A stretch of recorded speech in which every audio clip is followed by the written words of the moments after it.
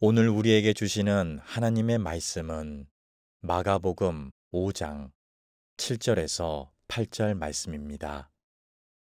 큰 소리로 부르짖어 이르되 지극히 높으신 하나님의 아들 예수여, 나와 당신이 무슨 상관이 있나이까? 원하건대 하나님 앞에 맹세하고 나를 괴롭히지 마옵소서 하니, 이는 예수께서 이미 그에게 이르시기를 더러운 귀신아 그 사람에게서 나오라 하셨습니다. 아멘. 각 시대마다 유명한 그 부자들의 이름이 등장을 하지만 20세기에 부자를 얘기할 때 빼놓을 수 없는 사람 하나가 진폴 게티라고 하는 사람이에요. 이 사람은 원래 아버지가 좀 부자입니다. 아버지가 석유 사업을 했는데 그걸 물려받아서 자기 때 세계적인 부호가 됩니다. 사업을 위해서라면 적과도 손을 잡는 유명한 사람이었죠. 그래서 전쟁 중에도 사업을 위해서 독일군과 거래를 했던 사람이 게티라는 사람인데, 2차 세계대전이 끝난 뒤에 그 중동에 유전 개발권을 얻어서 사우디, 이란 이런 나라들의 그 석유 사업권을 따내서 세계적인 부호가 됩니다. 건설, 무슨 갤러리, 엄청난 그 많은 회사를 거느린 사람이죠. 그런데 이 진폴 게티에게 1973년도에 이런 일이 일어납니다. 당시에 16살 된 손자가 이탈리아 로마에서 그 마피아들에게 납치를 당합니다. 마피아는 이 납치한 아이의 할아버지인 게티에게 1,700만 달러, 당시 돈으로 이 돈을 내놓으라고 이야기하죠. 이때 게티가 어떻게 반응하느냐? 난 돈 줄 수 없다. 나한테 손자가 14명이 있는데 내가 이 아이 몸값으로 그 돈을 지급하면 또 다른 사람들이 내 손자 납치해서 또 요구할 거 아니냐? 난 줄 수 없다라고 버팁니다. 그러니까 마피아가 화가 나서 납치한 그 손자의 귀를 잘라서 보내고 협박을 하죠. 그러니까 다급해진 건 이 아이의 아버지예요.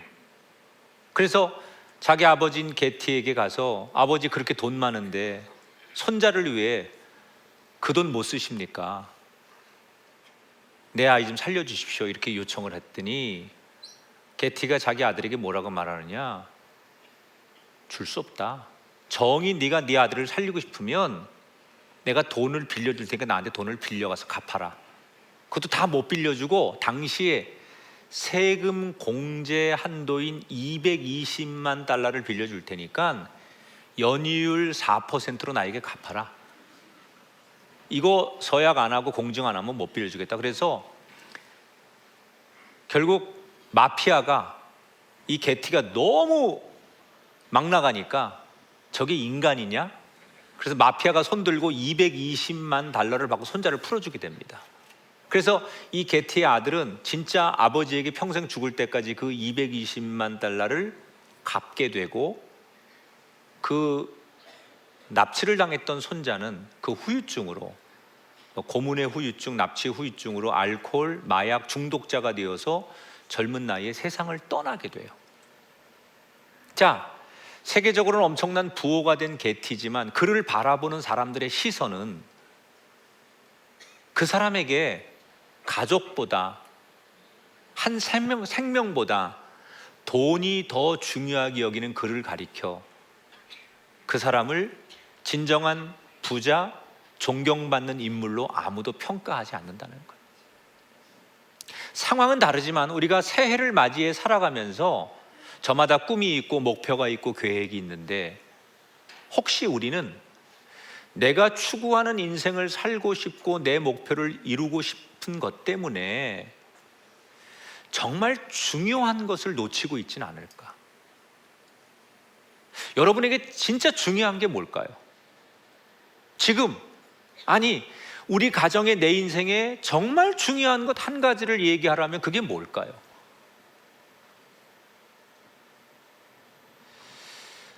저는 이 중요한 것을 알아야 되고 중요한 것을 붙잡아야 된다. 그러면 예수 믿는 우리들에게 제일 중요한 건 뭘까요? 하나님을 아는 거예요. 예수님과 동행하는 거예요.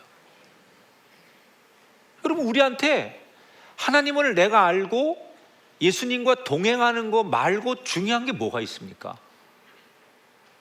노래 잘하는 거, 설교 잘하는 거, 많이 모이는 거? 그건 다 하나님을 알기 위해서, 주님과 동행하기 위해서 하는 거 아닙니까?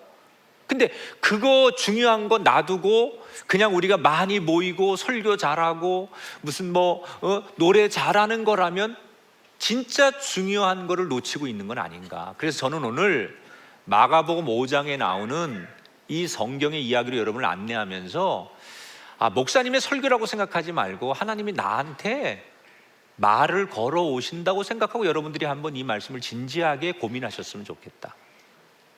오늘 이야기는 예수님이 공생의 사역을 하던 중에 일어난 사건이죠. 어느 날 제자들하고 갈릴리 서쪽에서 동쪽으로 이렇게 갈릴리 호수를 건너자고 예수님 말씀하세요. 보통 예수님은 주로 그 갈릴리 호수의 서쪽에서 사역을 많이 하셨어요. 그래서 서쪽은 복음을 듣고 열매가 많고 예수 믿는 사람이 많았죠. 반대로 동쪽은 복음을 접할 기회가 많지도 않았고 또 복음을 듣고 변화된 사람이 많지 않았기 때문에 예수님이 서쪽에서 동쪽으로 건너가는 것은 굉장히 낯선 길이죠. 이 호수 건너편에 도착을 했는데 거기를 성경이 뭐라고 지명을 소개하느냐? 거라사라는 땅이라고 소개를 해요. 거라사. 이걸 이방 땅이라고 해요. 왜? 복음을 많이 듣지 못해서 예수 믿는 사람들이 많이 없었던 곳이다, 그런 뜻이에요. 그런데 그 낯선 땅에 제자들과 예수님이 배를 타고 딱 건너왔는데 저쪽에서 무덤들이 이렇게 있는데, 그 무덤들이 이스라엘 땅에는 우리처럼 이런 무덤이 아니라 동굴을 파놓고 거기다가 시신을 놓는 걸 무덤이라고 하잖아요. 그런 사람 시신을 놓은 무덤 사이에서 어떤 이상한 사람이 막 달려오면서 소리를 지르고 막 이상한 괴 행동을 해요. 딱 봐도 제정신이 아니야. 머리는 풀어헤치고 신발도 안 신고 온몸엔 상처와 피투성이와 그리고 눈동자는 막 이상하게 풀어져 있고 누가 채워놨는지 손과 발목에 쇠사슬이 있는데 그게 끊어져 있고, 이 사람의 정체를 성경은 귀신에 단단히 붙들린 사람이라고 소개를 해요. 근데 이 사람이 막 예수님 일행을 향해서 미친 듯이 달려오니까 제자들이 너무 놀라고 두려운 거예요. 우리가 어디 가서요, 모르는 사람이, 저처럼 이렇게 멀쩡하게 생긴 사람이, 딱 봐도 상식이 있어 보이는 사람이 선생님 저 잠깐만 말씀 이렇게 하면 안 놀래요. 되게 그죠? 그 웃는 표정들은 뭐죠? 근데 좀 사람이 되게 행동도 이상하고 좀 이렇게 범상치 않은 표정과 약간 눈동자도 풀리고 이런 사람이 이렇게 막 흔들흔들거리면서 선생님 이러면 되게 이렇게 선뜻 그 사람한테 말을 받아주기 어렵잖아요. 상상해 보세요. 제자들이 얼마나 두렵고 놀랐겠어요. 근데 예수님만큼은 그 사람이 달려오는데 요동하지 않고 평안히 그 사람을 보는 거예요. 왜? 이미 예수님은 그 사람을 영적으로 꿰뚫어 보는 거죠. 그냥 그 사람을 불쌍한 마음으로 보고 계신 거예요. 그런데 막 미칠 듯이 달려오던 이 귀신 들린 사람이 갑자기 예수님 앞에 딱 오더니 멈춰서서 눈 깜짝할 사이에 무릎을 탁 꿇더니 엎드려서 예수님 앞에 이렇게 소리를 치는 거예요. 오늘 7절 말씀이에요. 지극히 높으신 하나님의 아들 예수여, 나와 당신이 무슨 상관이 있나이까? 원하건대 나를 괴롭히지 마소서. 해석하면 이런 얘기죠. 귀신이 뭐라고 그래요? 당신은 저 지극히 높으신 하나님의 아들 아니십니까? 그런데 어찌 저같이 하찮은 이런 귀신 따위를 볼 거 있다고 제 앞에 나타나십니까? 날 괴롭히지 마시고 그냥 편안히 나를 낳아주십시오. 모른 척 해주십시오. 그런 얘기예요. 여러분, 이 귀신은 예수님을 단번에 알아봤어요. 그리고 자신의 정체를 다하는 이 예수님이 자신의 운명을 그 예수님 말 한마디에 결정할 수 있다고 생각하는 거예요. 그런 귀신을 향해서 예수님께서 그가 원하는 대로 안 하시고 뭐라고 해요? 명령을 내리시죠. 이 더러운 군대 귀신아, 당장 그 사람에게서 나오라. 그냥 귀신이라고 하지 않고 군대 귀신아 그랬거든요. 헬라어의 군대라는 낱말은요, 한 6천 명의 군사를 거느리는 군대를 얘기하는 거예요. 원문을 해석하면. 그러니까 굉장히 강력한, 그냥 귀신이 아니라 굉장히 강력한 귀신이 이 사람을 꼼짝달싹 못하게 붙들고 있다는 것을 말하는 거죠. 그러니까 이 예수님의 명령에 두려운 이 귀신 들린 사람이 예수님께 협상을 시도하는 거예요. 뭐라고 얘기를 하느냐?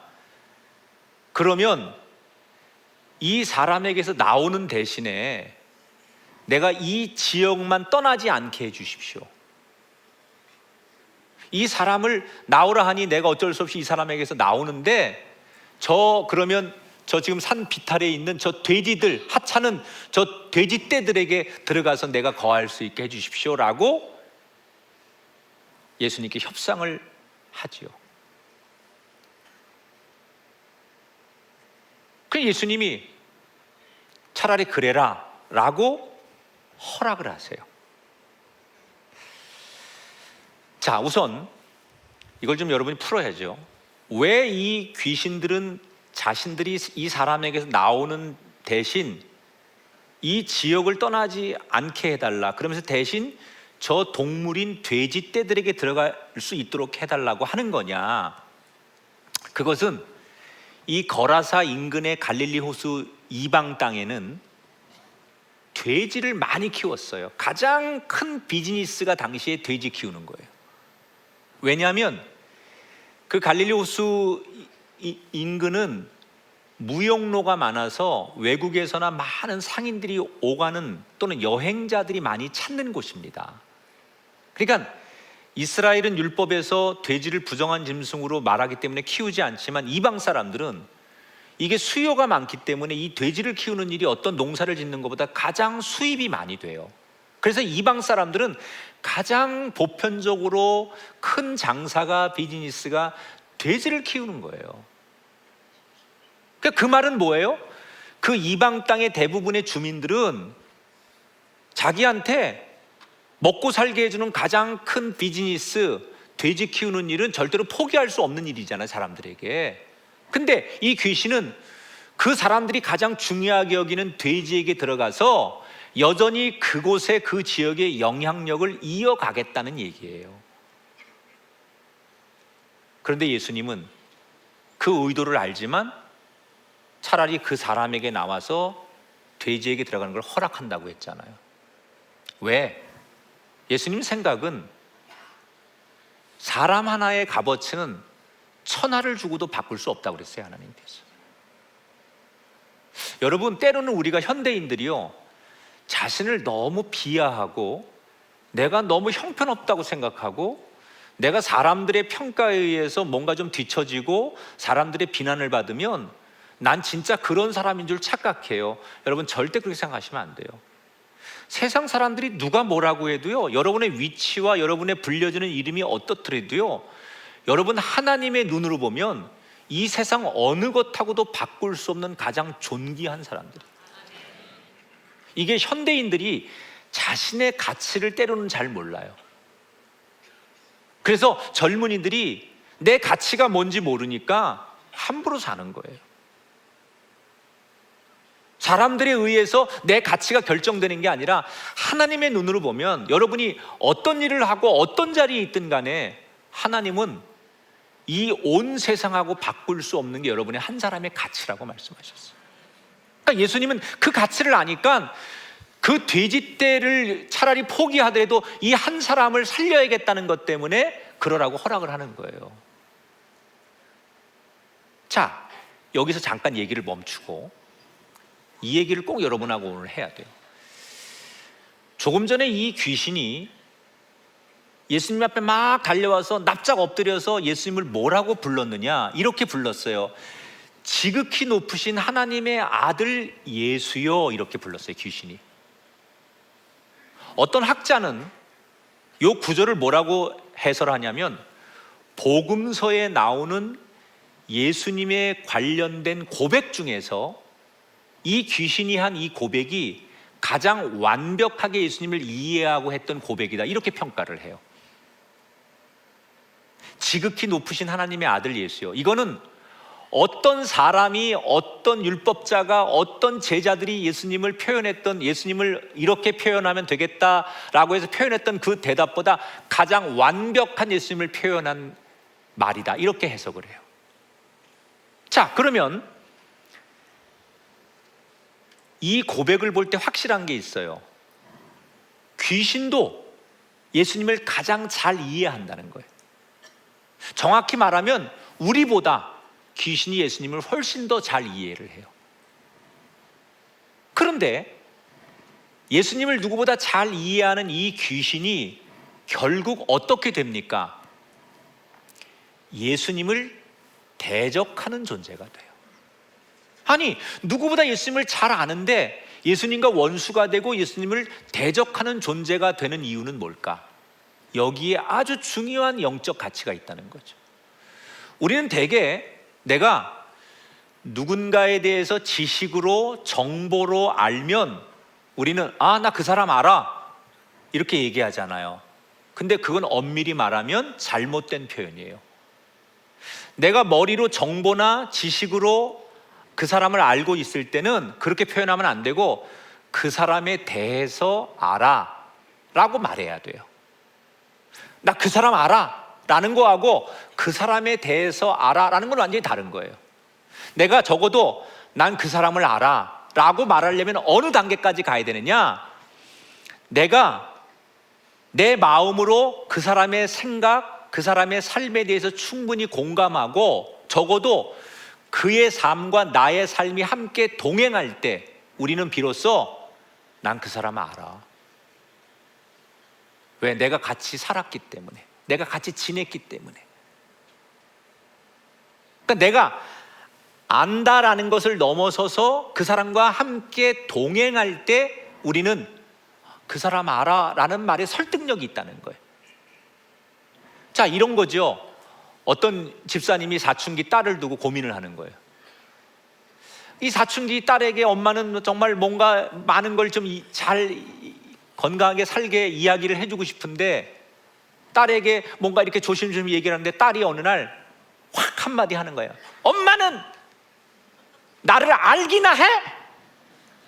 그리고 방문을 쾅 닫고 들어갔어요. 자, 이 엄마는 충격을 받았어요. 내가 낳은 딸이고 내가 길렀는데 엄마는 나를 알기나 해?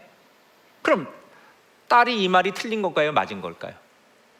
사춘기 때는 맞는 거예요. 딸이 엄마를 왜 거부하느냐? 이 딸아이는 엄마가 나를 낳은 거 맞지만, 내가 엄마하고 평생 살았지만 지금 내 감정, 지금의 내 상황에 엄마가 나와 함께 한다는 생각이 안 드는 거예요. 같은 집에 살고 있지만, 같이 밥 먹고 함께 지내는 가족이지만, 내 생각에, 내 삶에, 내 처지에 엄마가 함께 동행한다는 생각이 안 드는 거예요. 그러니까 엄마는 나를 모른다고 생각하는 거예요. 그러니까 이 집사님은, 이 엄마는 딸을 아는 게 아니라 딸에 대해서 아는 거죠. 자기는 딸을 잘한다고 생각했지만 지금 사춘기의 이 딸의 마음속에 뭐가 고민이고, 이 아이 마음속에 뭐가 지금 가장 불안하고, 이 아이 마음속에 지금 가장 원하는 게 뭔지, 이 아이와 동행하지 못, 완전히 그 아이와 함께 그 아이의 생각으로 들어가지 못하는 거예요. 그래서 많은 분들은 내가 내 남편이나 내 배우자, 아내를 제일 잘한다, 내 자식을 내가 제일 잘한다라고 자신하지만, 그냥 우리는 배우자나 자식에 대해서 여러 가지 경험과 정보로 아는 거지 진짜로 지금의 삶에 그 사람의 깊은 곳까지 동행하는 내가 그 사람을 내 진짜 알아 그렇게 말할 수 없을 때가 많아요. 자, 이 이야기를 그대로 신앙으로 가져 들어오면 예수님을 아는 사람이 있고 예수님에 대해서 아는 사람이 있어요.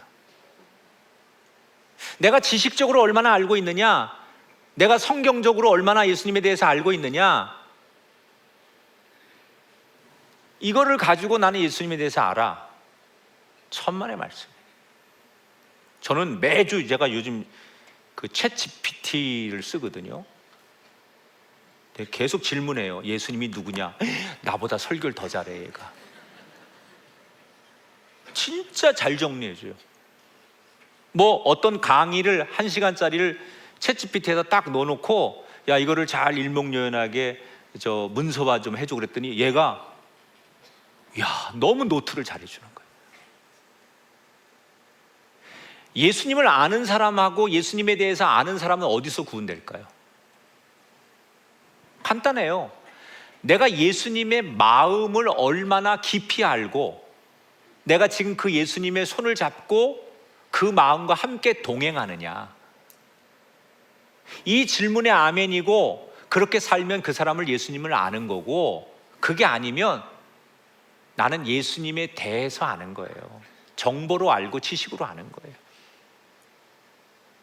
그냥 예수님에 대해서 아는 거하고 난 진짜 예수님을 알아, 지금 예수님의 마음이 어떤지, 그 예수님의 손길이 어떤 건지, 예수님이 바라보는 것이 어떤 건지 나 그 예수님의 손을 잡고 가기 때문에 알아 라고 하는 것은 여러분의 선택이지만 어떤 길을 가든 결과는 달라요. 예수님을 아는 인생하고 예수님에 대해서 아는 인생은 끝이 달라요. 제가 필리핀에 코스타시페 강사로 갔는데 이제 그 말씀을 전하다가 중간에 식사 시간에 제 테이블에 어떤 장로님이 앉으셨어요. 그래서 저하고 식탁 교제를 하면서 이분이 자기가 예수 믿고 살아온 이야기를 쭉 하시는 거예요. 되게 이제 건실한 기업도 하시면서 나름대로 존경을 받는 장로님인데 자기는 원래 모태 신앙인이에요. 어릴 때부터 교회가 익숙하고 주일이면 당연히 교회 예배 드리고 또 교회에서 교사도 하고 성가대도 하고 당연히 모든 걸 다 교회 중심으로 살았어요. 그런데 언젠가부터 교회가 너무 익숙해지고 편하다 보니까 자기는 더 이상 교회에 대해서 모르는 게 없고 성경에 대해서 내가 모르는 게 없다는 생각이 들더래요. 평생 교회에서 헌신하니까 성경 목사님이 설교만 딱 피면 무슨 얘기인지 다 지식적으로 알고 뭐에 대해서 다 아는 거예요. 그런데 그때부터 순수하게 예배하고 순수하게 봉사하던 자신이 어느 날부터 난 모든 걸 다 안다고 생각하니까 교회를 비판하게 되고 성경을 비판하게 되고 설교하는 목사님을 비판하는 사람이 되더래요.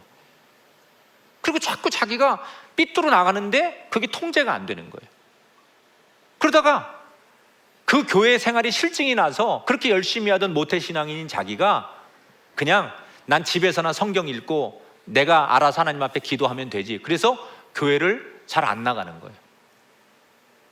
그러면서도 나는 성경에 대해서, 믿음에 대해서, 신앙생활에 대해서, 예수님에 대해서 누구보다 잘 알아.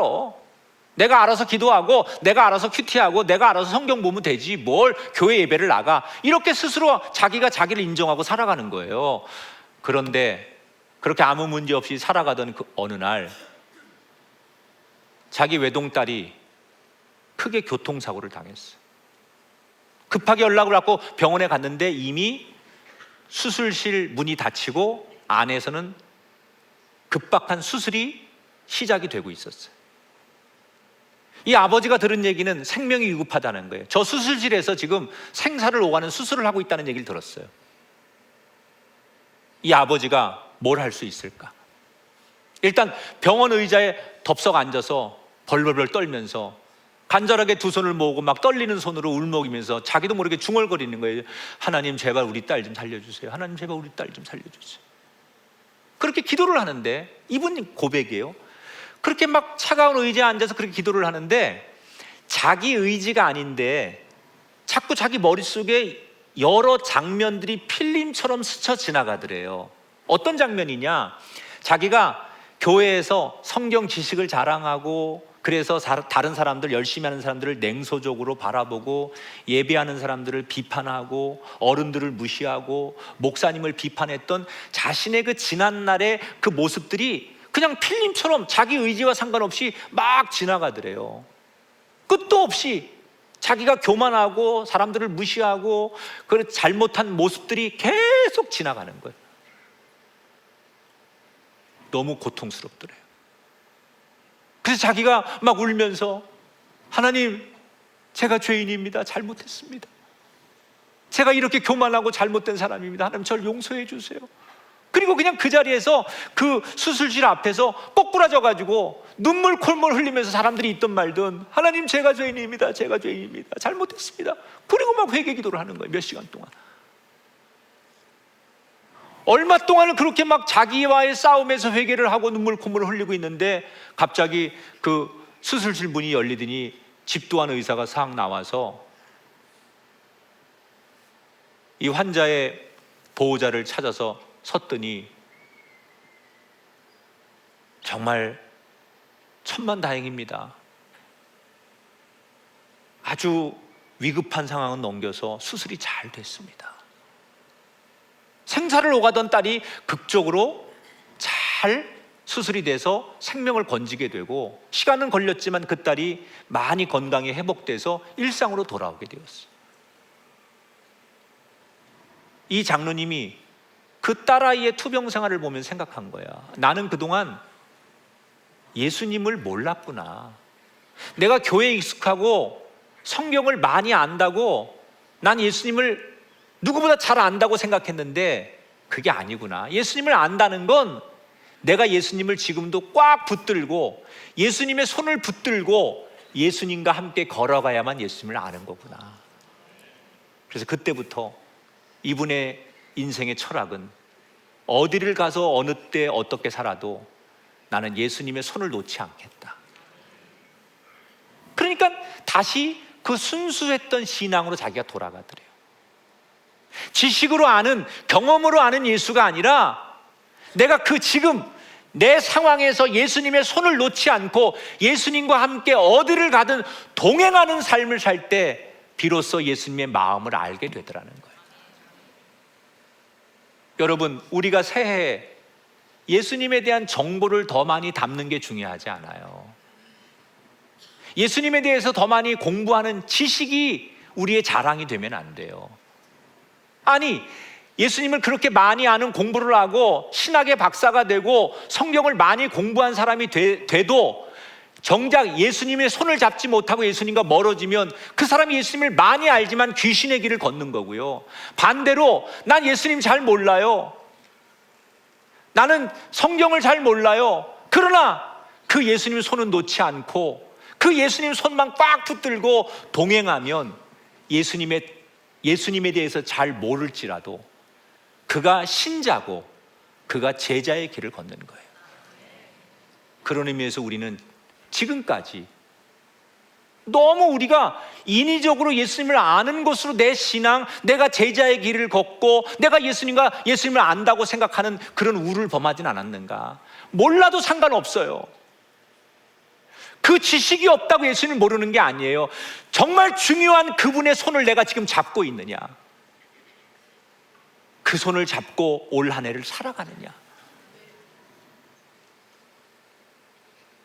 중요한 건 예수님을 멀리서 많이 아는 정보가 아니라 그분 손을 지금도 붙들고 있느냐.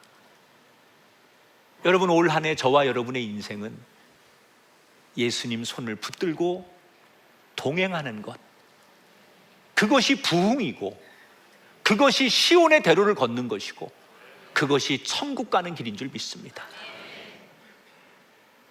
주님 손 잡는 것만큼 중요한 게 어디 있어요? 여러분이 사업하고 여러분이 세상에서 어떤 일을 하는 것보다 지금 내가 주님 손을 잡고 있느냐 아니면 그 주님 손을 놓쳤느냐, 이것보다 더 중요한 게 어디 있냐는 거예요. 우리에게 이 중요한 것을 놓치지 않는 우리가 되길 축복합니다. 자, 예수님이 좋다 그러니까 이 귀신들이 신나게 돼지에게 들어가잖아요. 예수님 왜 허락하셨다고요? 한 영혼이 천하보다 귀하다, 그런 뜻도 있고요. 이런 거죠. 예수님 말씀 한마디에 이 귀신들이 꼼짝 못하는 걸 보여주시는 거예요.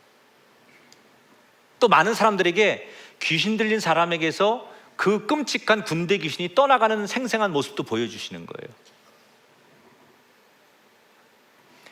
여러분, 저는 세상에서 가장 권세 있는 이름이 예수의 이름이라고 생각해요. 믿으십니까?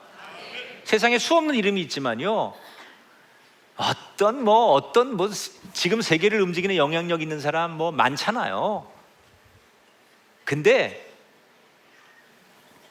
시간과 공간을 초월해서 세대를 뛰어넘어 이 세상에 존재하는 이름 가운데 가장 위대한 이름은 예수의 이름이에요. 이 온 천지에 가장 위대하고 무서운 이름이 있다면 예수의 이름이에요. 왜? 예수의 이름은요, 마귀를 벌벌 떨게 합니다. 우리는 살면서 그동안 마귀를 너무 편안하게 대해줬던 것 같아요. 그래서 알게 모르게 우리의 삶에 우리는 마귀가 지배하고 사단이 우리를 때로는 이끌고 그 영향을 받고 그 사단과 버타며 살도록 우리는 우리 자신이 마귀에게 너무 때로는 관대해요. 어쩌면 우리에게 올 한 해 중요한 것은 새로운 길을 가는 것보다 마귀를 편안하게 해주지 않는 한 해가 돼야 돼요. 그 마귀가 가장 무서워하는 게 뭡니까? 예수님의 이름, 예수의 이름으로 복음이 선포되고 예수의 이름으로 기도하고 예수의 이름으로 찬양할 때 사탄은 괴로워 떠나는 거예요. 올 한 해 예수의 이름으로 복음이 전해지고 예수의 이름으로 찬양하고 예수의 이름으로 기도하는 우리 교우들이 되시길 축복합니다. 자, 어떤 일이 그 다음에 벌어집니까? 13절 보니까 더러운 귀신들이 나와서 돼지에게로 들어가며 거의 2,000마리 되는 떼가 바다를 향하여 비탈로 내리달아 바다에 몰사했다. 한 2,000마리 정도 되는 대략 돼지떼들이 가만히 이렇게 언덕 위에 있다가 귀신들이 그 돼지떼에게 들어가니까 이 돼지들이 미쳐 날뛰면서 다 밑으로 막 뛰어내려가 바닷가에 스스로 돼지들이 빠져서 몰살당했다. 이 사건을 똑똑히 본 사람들의 반응은 어땠을까요? 그걸 다 본 거예요. 마을 사람들이 두 가지 반응으로 나뉘어져요. 오늘 보니까 우선 돼지의 몰살을 본 마을 사람들은 두려워 예수님이 제발 이 마을을 떠나달라고 간청을 해요. 우리가 귀신이 우리를 지배하고 있는 거 알고 있고 귀신의 지배 아래 불행한 사람이 있는 것도 알지만 그냥 그렇게 공존하며 사는 것이 익숙했던 이 사람들에게 새로운 변화가 두려운 거예요. 당장 저 예수님 때문에 사람 하나 살리려고 엄청난 저 돼지떼들이 몰살당하고 재산에 엄청난 피해를 보면서 예수님이 이 자리에 계속 계시면 사람 하나 구하려고 또 2의 제3의 이런 많은 우리의 소중한 것을 재산을 잃어버릴 수 있겠다, 이런 계산적인 두려움이, 물질적 피해의 염려들이 이 마을 사람들에게 있었던 거예요. 그래서 예수님, 우리 감당할 수 없으니 제발 우리 마을을 떠나달라는 거예요. 그런데 이 마을 사람들과 반대로 귀신에 들렸다가 치유받은 이 사람의 반응이 어때요? 정신이 돌아온 뒤 그동안의 상황을 잘 듣고 난 다음에 그는 울먹이며 예수님께 이렇게 말해요. 예수님, 저도 예수님 따라가게 해주세요. 두 가지 마음이겠죠. 이 사람 마음속에 예수님이 너무 감사한 거예요. 그래서 평생 예수님을 따라가고 싶겠죠. 두 번째, 예수님이 있을 땐 자기가 귀신으로부터 자유로워졌지만 예수님이 떠난 자리에 또다시 귀신이 와서 자기를 지배하면 어떻게 하나, 이런 두려움도 있었을 거예요. 그때 예수님 뭐라고 말해요? 나를 따라오지 말아라. 대신에 너의 집에서, 내가 있는 곳에서, 너의 자리에서 주께서 너에게 하신 일을 사람들에게 널리 전하라, 증언하라, 그 말이에요. 네가 정말로 하나님 앞에 감사하는 것은, 나와 동행하는 것은, 나를 따라오는 것이 아니라 내가 있는 자리에서 너에게 하신 하나님의 일을 너의 입으로 증언하라는 거예요. 보세요. 모두가 예수님의 기적을 체험합니다. 그런데 어떻게 받아들입니까? 마을 사람들은 체험한 걸로 끝납니다. 그렇죠? 반면에 귀신 들린 사람은 어떻습니까? 체험을 넘어서 이 기적이 예수님께서 나를 위해 하신 일임을 알게 돼요. 이 차이가 중요하지요. 왜냐하면 이 차이가 결국 두 인생의 결과를 다르게 만들기 때문에. 놀라기만 했던 사람들은 결국 예수님과 무관한 인생이 됩니다. 저마다 그 사람들이 열심히 살았지만 가장 중요한 것을 놓치면서 결국 불쌍한 인생이 되는 거예요. 반면에 놀라움을 넘어서 예수님을 나의 주님으로 인격적으로 만났던 사람은 감사와 증언으로 예수님을 섬기게 돼요. 그리고 그 인생을 주님이 지켜주시잖아요. 우리가 새해 멋진 인생을 살려면 어떻게 해야 될까? 우리에게 역사하는 주님의 놀라운 능력을 체험해야 됩니다. 하지만 주님이 나에게 역사하신 것을 체험하는 것으로 그치면 안 돼요. 아, 예수님이 나를 위해 일하셨구나, 이것을 알고 감사하고 증언할 때 우린 진짜 주님과 동행하는 제자가 되는 거예요. 그걸 우리는 내가 내 삶의 주님을 인격적으로 만났다고 하는 거예요. 우리가 무슨 상황에 놓이든 어떤 일을 하든 간에 나를 위해 일하시는 주님을 만나기를 축원합니다. 그리고 우리는 우리의 자리에서 우리의 삶의 그 내딛는 그곳에서 나에게 일하신 그 주님을 감사하고 증언하고 그분을 섬기는 한 해가 돼야 돼요. 그게 어떤 겁니까? 감사하고 증언하고 섬기는 게 어떤 거예요? 여러분이 드리는 예배 아닙니까? 때로는 이 예배를 넘어서 우리 공동체에서 어떤 분들은 저 지금 추운데 바깥에서 오고 가는 분들에게 주차로 봉사하고, 어떤 분들은 안내로 봉사하고, 성가대와 교사로, 그 밖에 여러 가지로 봉사하는 게 뭐예요? 그게 주님을 위한 헌신이고 그게 봉사 아닙니까? 어쩌면 지난 몇 년 동안 우리 교우들이 정말 믿음이 너무 많이 침체되었어요. 우리 자신이 신앙인이라고 말하기에 부끄러울 정도로 너무 많이 침체되었어요. 근데 이제는 달라져야 됩니다. 뜨겁게 예배하셔야 됩니다. 다시 열심히 복음으로 전도해야 됩니다. 행복하게 헌신하십시오. 그러면 그 뒤는 하나님이 책임지십니다. 여러분, 올 한 해는 우리가 승부를 어디에 걸어야 하느냐? 중요한 것을 붙잡는 한 해가 돼야 돼요. 저는 우리나라 애국가 부를 때마다 이렇게 좋은 찬송가가 있나? 하나님이 보호하사 우리나라 만세. 여러분, 이 나라 이 민족도 하나님이 보호하시는데, 여러분의 가정과 여러분의 인생과 여러분의 자녀들의 앞날을 하나님이 보호하셔서 세상을 넉넉하게 이기는 한 해가 되기를 축원합니다. 사람이 방향이 올바르면 천천히 가도 돼요. 빠르냐 느리냐가 중요한 게 아니에요. 중요한 것을 붙잡고 가고 있느냐. 속도가 느리면 어때요? 예수님의 손을 잡고 가고 있느냐, 예수님과 동행하고 있느냐.